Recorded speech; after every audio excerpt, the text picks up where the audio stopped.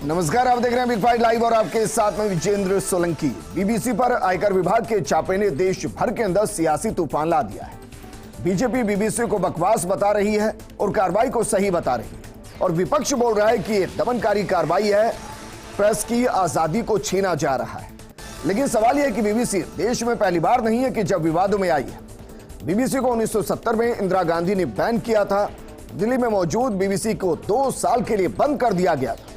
Nirbhaya case आपको याद होगा, उस केस में भी बीबीसी पर आपत्ति दर्ज की गई थी। उसकी डॉक्यूमेंट्री को बैन किया गया था और देश के खिलाफ काम करना बताया गया था। लेकिन विपक्ष टाइमिंग पर सवाल उठा रहा है। बीबीसी के दफ्तरों में ये छापे इंटरनेशनल टैक्सेशन और ट्रांसफर प्राइसिंग रेगुलेटरी के आरोपों के बीच में की जा रही है। जो इरेगुलरिटी मिली है उस पर कार्रवाई की जा रही है। तो सवाल यह है कि जब एक इंडिपेंडेंट संस्था कोई कार्रवाई कर रही हो तो फिर सियासत क्यों हो रही है? क्या सच में बीबीसी एक कंट्रोवर्सी है जिसको लेकर सियासी तौर पर देश में ही कंट्रोवर्सी शुरू हो गई? आज बात इसी मुद्दे पर।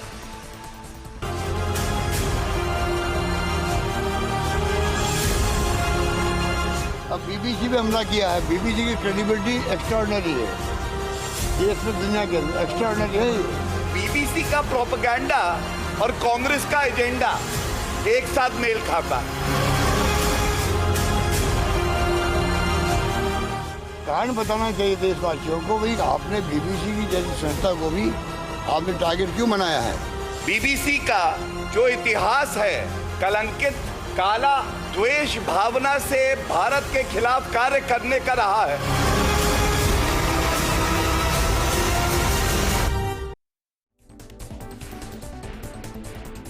और इस मुद्दे पर बात करने के लिए हमारे साथ जुड़े हैं बीजेपी नेता माधोराम चौधरी जी। माधोराम जी, सर टाइमिंग पर सवाल उठाया जा रहा है। देखिए विजेंद्र जी, वैसे तो ये एक साधारण सी बात है, आईटी विभाग अपना काम करता है और अगर उसको कहीं पे भी वित्तीय अनियमितता लगती है तो निश्चित तौर पे संविधान अपना काम करता है। इसमें कोई पार्टी का या इसमें कोई सरकार का इन्वॉल्वमेंट नहीं रहता, ये निरंतर होने वाली प्रक्रिया है। परंतु जिस प्रकार गहलोत जी अपने आप को पाक साहब कहकर ये कहना चाहते हैं कि इनके खुद के एमएलए पे राष्ट्रद्रोह लगाया, तो क्या इन्होंने पब्लिक को बताया था कि मैंने क्यों लगाया है? जब इंदिरा गांधी जी ने खुद ने इन्होंने बैन किया था। आज तो बैन नहीं हुआ, एक शर्त है, और शर्त का जो एक्ट में प्रोविजन है 133 में, वो तो किसी के भी जा सकती है। आज ये भी नहीं बताया गया है कि भाई या इन्होंने क्या किया नहीं किया, ये तो आने वाला समय बताएगा। पर कांग्रेस की एक फितरत हो गई है कि कभी भी कोई भी, चाहे चाइना का मामला हो चाहे पाकिस्तान का मामला हो, ये इनकी एक ऐसी कुंठा बैठ गई कि जब कोई देश के खिलाफ में भी कोई षड्यंत्र होता है तब भी कांग्रेस को उसमें विपक्ष में बोलना होता है। माधोराम चौधरी जी, अगर आपको लग रहा है कि बीबीसी देश के खिलाफ षड्यंत्र रच रही है तो फिर आयकर विभाग के छापे क्यों है सर? फिर तो कार्रवाई कीजिए, बैन कर दीजिए। मैंने कांग्रेस के लिए ऐसा थोड़ी ना कि इससे पहले देश के अंदर बीबीसी के प्रसारण को बैन नहीं किया गया। अगर आपको लग रहा है कि भाई बीबीसी ऐसा प्रसारण करता है जिसकी वजह से दिक्कतें होती हैं तो बैन कर दीजिए। विजेंद्र जी, प्रसारण का तो अभी विषय ही नहीं है। मैंने भी नहीं कहा कि ये प्रसारण क्या कर रहे हैं। ये जरूर है बीबीसी का जो है वो ट्रैक खराब रहा है। उन्होंने समय समय पर अपने जो होली के बारे में भी इन्होंने ये कहा था कि Holi is the filthy festival, तो इन्होंने अपनी संस्कृति को कई बार गलत तरीके से दिखाना, कश्मीर के जो आतंकवादी है उनको एक तरीके से सूरवीर बताना, ये इनका एक फितरत रही है। निश्चित तौर पे हिंदुस्तान में इन्होंने बार बार, इनका करैक्टर तो संविधान के खिलाफ रहा है, फिर भी एक मीडिया है और अपनी मीडिया की जिम्मेदारी में वो काम करते रहते हैं, तब तो ठीक है। परंतु अगर उनसे बाहर जाके बियॉन्ड काम करते हैं तो ये देश के और संविधान के खिलाफ है। तो आज अगर अनियमितता कोई मिली है और अनियमितता की जांच हो रही है, ठीक है माधोराम जी, कार्रवाई पूरी हो गई या बाकी है? अगर पूरी हो गई तो सर क्या क्या मिला है? नहीं, अभी कार्रवाई तो चल ही रही है। कार्रवाई चल रही है तो अपने आप सामने आ जाएगी। ये विषय आज बताना नहीं है, कोर्ट को बताएंगे, कोर्ट के सामने ले जाएंगे। अगर इनको लगता है हम पाक साहब है तो डरने की कहां जरूरत है? जी ठीक है, हमारे साथ कांग्रेस नेता और विधायक रामनारायण मीणा जी जुड़ गए। रामनारायण मीणा जी, अगर एक स्वायत्त संस्था, इंडिपेंडेंट संस्था अगर कोई कार्रवाई कर रही है तो फिर उसमें सियासत क्यों होती है? ये पहले नहीं होती थी, इसी राज्य में हो रही है। और अधिकारी क्या कहते हैं उनको छोड़िए, अधिकारी तो टेरराइज्ड है, उनको वही करना पड़ता है जो उनको इशारा होता है जी। ये सबसे बड़ा दुर्भाग्यपूर्ण है। इमरजेंसी का नाम लेकर के लोग राज में आए हैं, लेकिन इमरजेंसी में ये घटना ही नहीं हुई थी जी। ये होता था, शंका होती थी कैसा कर दिया जाएगा। देखिए दुर्भाग्य देश का। सर आप तो बहुत वरिष्ठ कांग्रेसी हैं, मैं आपको याद दिलाऊं 1970 में इंदिरा गांधी सरकार ने बीबीसी को बैन किया था सर। एक शो में भारत की नकारात्मक तस्वीर पेश की गई थी सर। अभी जो हो रहा है ना, इसका एक रिफ्लेक्शन 1970 में भी दिखाई दिया था और उस दौरान उसको बैन किया गया था, उससे 2 साल के लिए बंद किया गया था सर। उससे आगे बढ़ गया है मामला, इतना टेरर नहीं था। आज देश में इतना टेरर है, हिंदुस्तान की छवि विदेश में जाके देखिए आप, इतनी खराब है। उस समय हमारी सामरिक टेकरियों पे, जैसा सुब्रमण्यम स्वामी कहते हैं, कब्जा नहीं हुआ था चीन की सीमा पे, और पाकिस्तान का नाम लेकर के हमने राज नहीं किया था। पाकिस्तान को अलग करके 2 टुकड़ों में करके उसको कमज़ोर किया था, वो नीति अलग थी। आज की नीति अलग है। और उसी समय पोखरण में विस्फोट किया था, देश की 6ठे नंबर का देश हो गया था वर्ल्ड में। और आज क्या हो रहा है, आज शासकीय टेररिज्म जो हो रहा है वो विश्व के किसी भी राज्य में, स्टेट में या कंट्री में नहीं है। ये पाकिस्तान में भी नहीं है, उससे भी आगे बढ़ गए हैं। ये हमारे लिए दुर्भाग्यपूर्ण है। लेकिन अगर आयकर विभाग कार्यवाही कर रहा है तो इसमें गलत क्या है, मैं ये जानना चाह रहा हूँ। नहीं, इसी घटना को लेकर के करना, तो फिर कार्रवाई करना बड़े मंत्री का। अब कोई न्यूज देता है या कोई घटना से घटित, ऐसा तो है नहीं कि बीबीसी के कर्मचारियों को काम करने से रोक दिया गया, काम तो कर रहे हैं। देखिए आपकी बात अपने तरीके से सही हो सकती है, मैं जो अर्ज कर रहा हूँ उसको अपने तरीके से लीजिए। सर मैं तो ये कह रहा हूं कि जब हम इस पर सियासत लेकर आते हैं तो क्या हम सीधे सीधे अपनी एजेंसियों को टारगेट नहीं कर रहे होते हैं? नहीं, ऐसा नहीं है। आप इस बात को अपने तरीके से सोच रहे हो, मैं इस बात को सोच रहा हूँ कि ये टेररिज्म जो पैदा किया जा रहा है ये बहुत दुर्भाग्यपूर्ण है। कौन सा टेररिज्म सर? ये टेररिज्म है। किसी ने कोई न्यूज़ दे दी, आप अपने फर्स्ट इंडिया में कोई न्यूज़ दे दो और आपको धमकाया जाए, इनकम टैक्स के नाम पे आपको परेशान किया जाए, बर्बाद किया जाए। लेकिन अगर फर्स्ट इंडिया गलत नहीं होगा तो नहीं होगा सर। कैसे नहीं होगा? अरे सर कमाल कर रहे हैं। ये खामी निकालना अधिकारियों का है, जो फैसला देता है वो इधर भी देता है इधर भी देता है। AK सिंह जी हमारे साथ जुड़ चुके हैं, विषय विशेषज्ञ। AK सिंह जी, सर मेरा इससे कोई लेना देना नहीं कि बीबीसी क्या कर रहा है, मेरा इससे लेना देना है कि अगर मेरी कोई एजेंसी, देश की एजेंसी, रेपुटेटेड एजेंसी, अगर किसी विभाग पर कोई कार्रवाई कर रही है तो उस पर सियासत करके हम उस एजेंसी को क्वेश्चन क्यों करते हैं? जनता के बीच में उस एजेंसी की क्रेडिबिलिटी को क्यों क्वेश्चन करते हैं?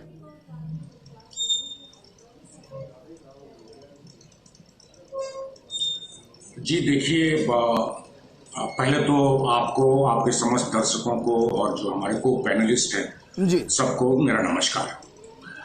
देखिए, ये जो भारत के प्रजातंत्र में पिछले करीब 10 वर्षों से जिस तरह की डिबेट और डिस्कशंस हो रहे हैं, जो डिस्कोर्स हो रहा है, वो बहुत ही दर्द की बात है, दुख की बात है और बहुत ही डिसअपॉइंटेड है। इश्यूज कुछ होता है, बात कुछ और की जाती है।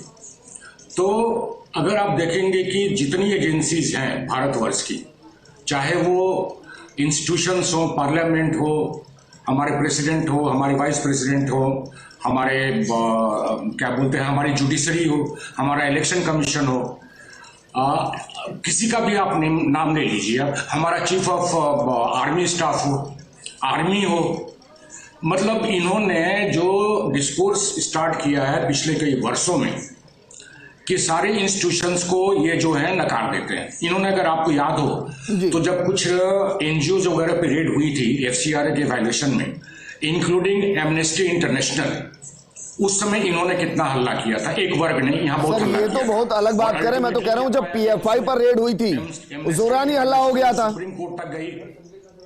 ये तो सेना जब एक्शन लेती है, जब आतंकियों का सफाया करती है तो उसको भी क्वेश्चन करते हैं। जी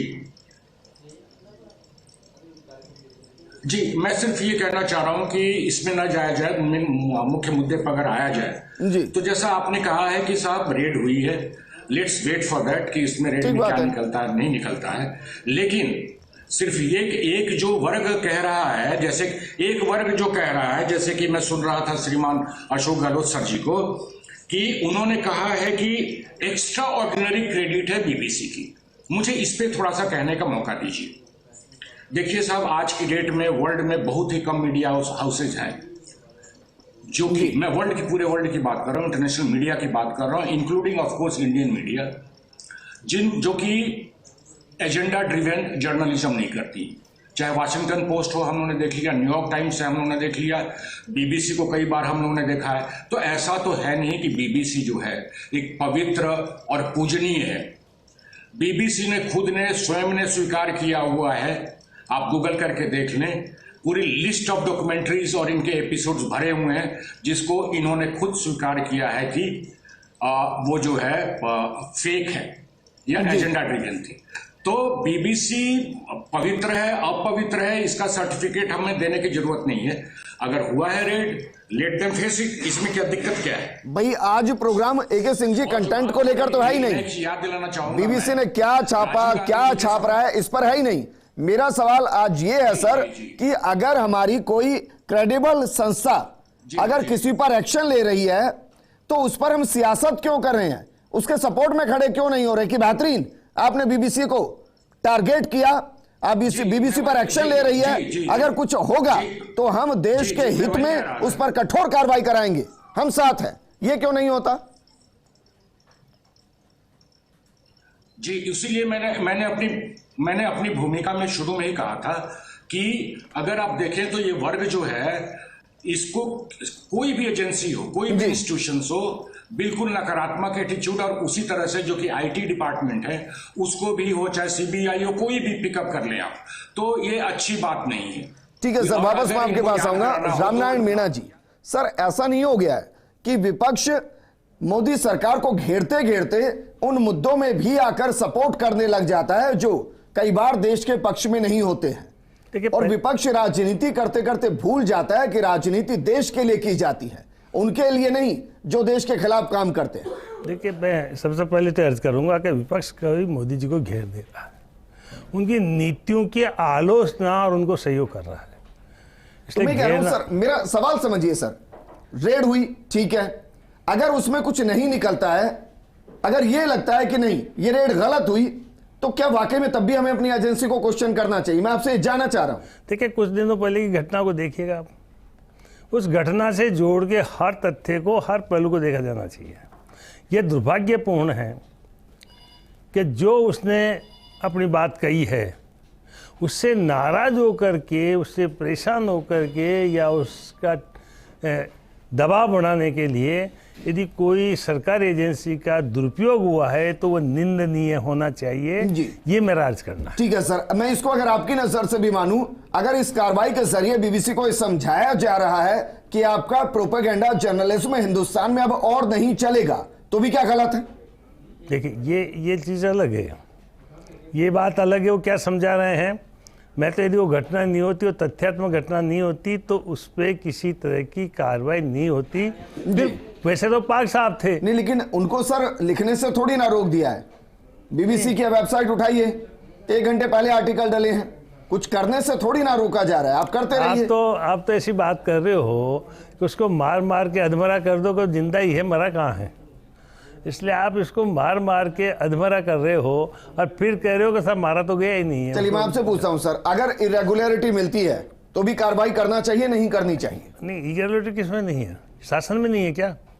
सारे देश को बेचा जा रहा है, सारे देश को बेचा जा रहा है, ऐसा किसी कंट्री में हो रहा है क्या? बीबीसी को छोड़ दें, आप ये कह रहे हैं कि वो जो भी कर रहा है, नहीं करा, जो भी फाइनेंशियल इरेगुलरिटी कर रहा है, अगर वो आती है, मैं बीबीसी की बात नहीं कर रहा, वो बीबीसी है। नहीं, डोंट बी सो कंफ्यूज, मैं कहीं बीबीसी की बात नहीं कर रहा, मैं जनरल बात कर रहा हूँ, जैसे देश को बेचा जा रहा है। सर हम तो बीबीसी की बात कर रहे हैं, अपने मित्रों को आगे बढ़ाया जा रहा है। आप अभी एक मित्र के बारे में देखिए, सरकार चलाने वालों के एक मित्र के बारे में क्या घटनाएं हुई। बताइए सर, किसके बारे में बताइए? SBI का कितना पैसा कहाँ चला गया, कहाँ गया, LIC का कहाँ चला गया, मुझे बताइए ना। शेयर्स की बताइए शेयर सेठों के खरीदे जा रहे हैं, पॉलिसी बदल दी गई है। बताइए ना किसके साथ। आप देखें ना, पिछले दिनों एक पूंजीपति का जिस तरह से डाउनफॉल हुआ उसका है, कितना इन्वेस्टमेंट है राजस्थान में सर? इससे कितना क्या इन्वेस्टमेंट है राजस्थान में? इसमें किसने इन्वेस्टमेंट किया, किस जगह किया, इसमें नहीं जाना चाहता सर। वही तो सवाल है, किसी स्टेट में कर दे तो सही है, इस पे जाना देश में कर दे तो गलत। आज ये मुद्दा भी नहीं है वैसे सर, लेकिन माधवराम जी सवाल टाइमिंग को लेकर है सर, कि ऐसा क्यों होता है कि जब भी कोई घटना घटती है, कोई भी इस तरीके की कार्रवाई होती है, तो उसके महीने 15-20 दिन पहले कुछ उस घटना से जुड़ा कुछ हो रहा होता है और इसलिए सवाल होता है। विजेंद्र जी, टाइमिंग को तो कनेक्ट करते हैं ये लोग, किसी भी चीज को मिस गाइडेड करने के लिए पॉलिटिकल पार्टियां उसको कनेक्ट करती है, बाकी ये तो निरंतर होने वाली चीज है। अभी माननीय अपने सीनियर तो बताइए, इससे पहले बीबीसी पर कब छापा पड़ा सर? पर फिर भी किस प्रकार कब छापा पड़ा बीबीसी पर इससे पहले? इनके कॉन्शियस अलाउ नहीं करता इस चीज के लिए, फिर भी एक पार्टी से बंधे हुए हैं तो गलत कहते हैं कि नहीं। माधवराम जी बताइए ना सर, इससे पहले कब छापा पड़ा बीबीसी पे? नहीं, ये चीज आप अगर 1970 वाले को बैन करना 2 महीने के लिए तो आप सही थे। आज अगर आईटी की रेड होती है उसमें तो कुछ है भी नहीं, एक जांच हो रही है साधारण सी, उसमें आप कह रहे हो कि साहब आप मार के कर रहे हो। आप अगर यहाँ पे राष्ट्रद्रोह का मुकदमा आपके एमएलए के खिलाफ लगाते हो बिना वजह, राष्ट्रद्रोह का मुकदमा किस पे लगता है? आप लगा के उनको हरेसमेंट करते हो तो तब आप सही हो, आपकी एजेंसियां उस समय सही काम कर रही है। आप पूरे राजस्थान की सीमाएं सील कर देते हो, आप पूरे एमएलए को होटलों में ले जाके 2-2 महीने बंद कर देते हो, तब आप सही कर रहे हो। पर खुद अब क्या है कि कई बार आदमी की राजनीतिक मजबूरियां होती है तो बोलते बोलते आदमी यूं बोल जाता है, उसको पर पब्लिक तो सब जानती है। अब इस चीज को इतना मुद्दा क्यों? अब सर इस पर तो मैं नहीं जाऊंगा क्योंकि बीजेपी के विधायक कहां का भ्रमण करते हैं सियासी तौर पर, अब इस पर क्या जाना। हाँ जी, नहीं पर आपने, और कांग्रेस के भी विधायक बीजेपी विधायकों के साथ कहां का भ्रमण कर जाते हैं, इस पर क्या जाना सर। मैं तो बात इस पर कर रहा हूं कि जो कार्रवाई की गई है, उसकी टाइमिंग थोड़ी सी मिसमैच है। नहीं, टाइमिंग मिसमैच का क्या, कोई ऐसा त्योहार था क्या होली के बाद में करनी जरूरी थी? ये तो जब एजेंसियों को समझ में आता है, जब हो जाता है उसको। अगर मान लो आप क्या है, अगर नेस्ले यहाँ से पैसे कमाता है तो इनको तकलीफ नहीं है। बाबा रामदेव या अडानी, वो तो क्या होता है कि पड़ोसी पैसे वाला नहीं होना चाहिए। चाहे वो कहते हैं ना, अपने एक कहावत है, रामनारायण जी खुद जानते हैं, भाई मर जाओ जी को धोखो नहीं, भाभी को बट निकल जाऊं। तो आपको तो ये लगता है कि देश में कोई नहीं कमा ले। नेस्ले, हिंदुस्तान लीवर आज पूरे देश 70 साल से लूट रही है, तो इनसे तकलीफ नहीं है इनको। पर अडानी अगर पैसे वाला होता है तो इनको तकलीफ है, अगर बाबा रामदेव यहाँ पे काम करता है तो इनको तकलीफ है। ये सोच को बदलनी होगी। कांग्रेस जिस प्रकार की सोचते सोचते अपनी मानसिकता का दिवालिया निकल गया है, आज उसका विषय है कि किस प्रकार, चाहे पाकिस्तान के जब एक मिनट विजेंद्र जी, मैं कहूंगा जब अगर चाइना के सैनिकों को भारतीय सैनिकों ने पीटा और उधर इनके नेता राहुल जी कहते हैं कि मेरे को बड़ा दुख है कि भारतीय सैनिकों को पीटा। अरे पूरी दुनिया ने वीडियो देखा है, रामनारायण जी ने खुद ने देखा होगा। आप ऐसी चीजें मत फैलाइए जिससे आप खुद भ्रमित हो जाते हैं, आने वाली पीढ़ियां। AK सिंह जी बतौर एक्सपर्ट आपको इंट्रोड्यूस किया है सर। कहीं ऐसा तो नहीं कि मोदी को घेरते घेरते उन मुद्दों पर भी विपक्ष उनके साथ आकर खड़ा हो जा रहा है जिनके साथ खड़ा होना अपने आप में गलत है?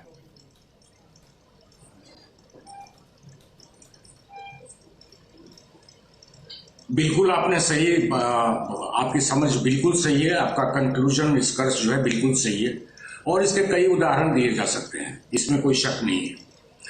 और मोदी विरोध के कारण जो है, ये जो है देश विरोध में लगे हुए, इसके मैं कई उदाहरण दे सकता हूं जी।